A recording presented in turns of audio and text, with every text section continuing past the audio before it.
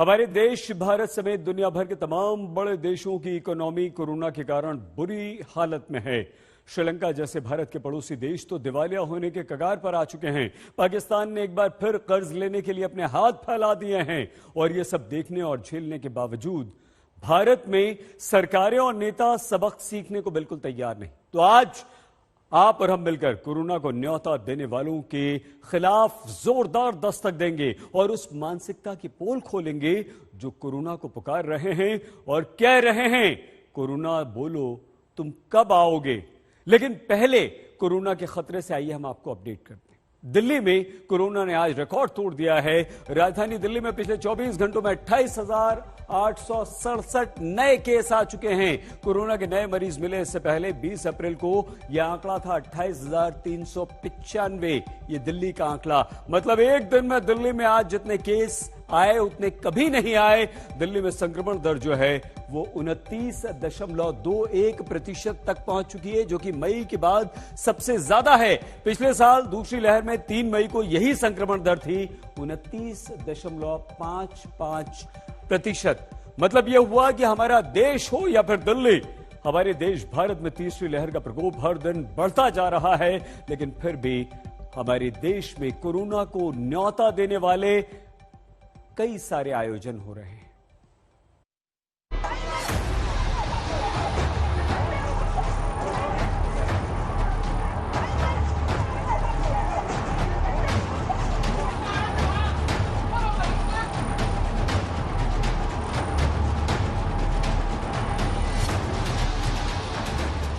भारत का पड़ोसी देश चीन, जो अपनी जीरो कोविड पॉलिसी को सफल बनाने के लिए कुछ भी करने को तैयार है। ये तस्वीरें चीन के हद से गुजर जाने का सबूत है। ये चीन में कोरोना के नाम पर उस सिलसिलेवार अत्याचार का हिस्सा है जिसका अंत होने का नाम ही नहीं ले रहा। दुनिया देख चुकी है कि चीन कोरोना की आड़ में कैसे अपने ही लोगों का दुश्मन बन बैठा है।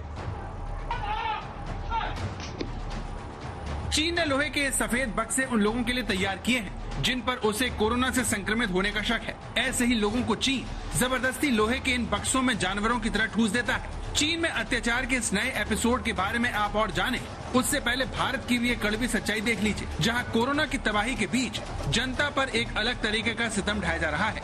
तीसरी लहर की सुनामी से जब हर कोई परेशान है, तब हमारे नेता वोटों के लालच में जनता की जान मुश्किल में डाल रहे हैं। कोरोना के इस आयोजन में नेताओं ने खुद को तो मास्क पहनाकर सुरक्षित किया हुआ है, लेकिन जनता को महामारी की सबसे खतरनाक दलदल में फंसने के लिए छोड़ दिया है।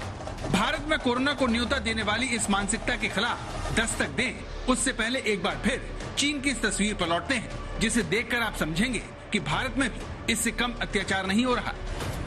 ब्रिटिश अखबार डेली मेल के अनुसार चीन की सरकार आधी रात में लोगों को संक्रमण के शक में घरों से निकालकर इन लोहे के डिब्बों में बंद कर रही है। इसमें गर्भवती महिलाएं, बच्चे और बुजुर्गों को रहने के लिए मजबूर किया जा रहा है। चीन में इस जुल्म के खिलाफ वहीं के लोग वीडियो बनाकर सोशल मीडिया पर डाल रहे हैं ताकि दुनिया उनकी सरकार की हकीकत देख सके। 这就是隔离了啊！一进来一个厕所，这里面有洗漱盆啊，单人间的。然后呢，那2箱矿泉水给我们的啊，一张床，这里还有个吃饭的桌子，这个就是睡觉的地方哈。5010块钱，进来这个隔离是21天，是5010块钱，包括住。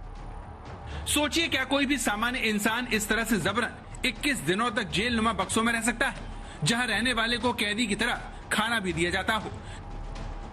चीन में ये पहले भी होता रहा है, इसीलिए वहां की सरकार की इस कारस्तानी पर आपको ज्यादा हैरानी नहीं होगी। लेकिन भारत में पदयात्रा के नाम पर जो कुछ कर्नाटक में पिछले 5 दिनों में हुआ, वो न सिर्फ भारत के लोकतंत्र को बदनाम करता है, बल्कि नेताओं की नीयत पर भी सवाल उठाता है।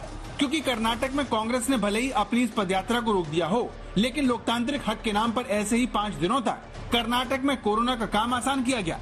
9 जनवरी को कांग्रेस ने मेघदातु पदयात्रा शुरू की, जिसे रामनगर से बेंगलुरु पहुंचना था। मेघदातु परियोजना को शुरू करने की मांग को लेकर कांग्रेस ने पदयात्रा निकाली, जिसका उद्घाटन करने वाले राज्यसभा में विपक्ष के नेता मल्लिकार्जुन खड़गे कोविड के शिकार हो गए। इसके अलावा कर्नाटक सरकार का दावा है कि इस पदयात्रा में शामिल होने वाले वीरप्पा मोइली, सीएम इब्राहिम, HM रेवन्ना, मंजुला मनासा और शिवशंकर रेड्डी समेत कांग्रेस के कई नेता कोरोना का शिकार हो गए। कर्नाटक देश के उन 5 राज्यों में शामिल है जो कोरोना से सबसे ज्यादा प्रभावित है। बावजूद इसके उसके नेता इस पदयात्रा को निकालने पर अड़े रहे और हाईकोर्ट की फटकार के बाद भी पीछे हटने को मजबूर हुए। ಈ ಪಾದಯಾತ್ರೆಯನ್ನ ತಾತ್ಕಾಲಿಕವಾಗಿ ಸ್ಥಗಿತಗೊಳಿಸ್ತಾ ಇದ್ದೀವಿ, ಇಲ್ಲಿಗೆ ಸ್ಥಗಿತಗೊಳಿಸ್ತಾ ಇದ್ದೀವಿ. ಮತ್ತೆ ಮೂರನೇ ಅಲೆ ಕಡಿಮೆ ಆದ್ಮೇಲೆ ಈ ಕೋವಿಡ್-19 ನಿಯಮಾವಳಿಗಳು ಸಡಿಲ ಆದ್ಮೇಲೆ ಮತ್ತೆ ರಾಮನಗರದಿಂದಲೇ ನಮ್ಮ ಪಾದಯಾತ್ರೆ ಉಳಿದ ಅವಧಿ ಮುಂದುವರಿಯುತ್ತದೆ.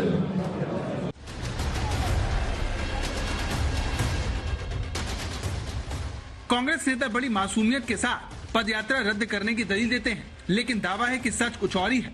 जानकारों का कहना है कि सियासी कारणों की वजह से न तो कर्नाटक की बीजेपी सरकार इस पदयात्रा को रोकने के लिए उत्साहित थी और कांग्रेस को तो इसमें फायदा ही नजर आ रहा था। कोरोना के बीच इस सियासी नूरा कुश्ती में असली मोड़ कर्नाटक हाईकोर्ट की सख्ती के बाद आया। हाईकोर्ट की फटकार के बाद बसवराज बोम्मई की सरकार हरकत में आई और बुधवार को उसने कांग्रेस की पदयात्रा पर रोक लगा दी। दावा है कि जिस इलाके में पदयात्रा हो रही थी वो कांग्रेस नेता डी शिव कुमार का इलाका था, इसीलिए अगर पदयात्रा रोक दी जाती तो कांग्रेस को फायदा न हो जाए, इसी डर से राज्य की बीजेपी सरकार ने शुरुआत में ही इस यात्रा को नहीं रोका। वहीं कांग्रेस चुनाव को देखते हुए इसे रोकने की हिमायती नहीं थी, लेकिन अब जनता के हित की बात की जा रही है।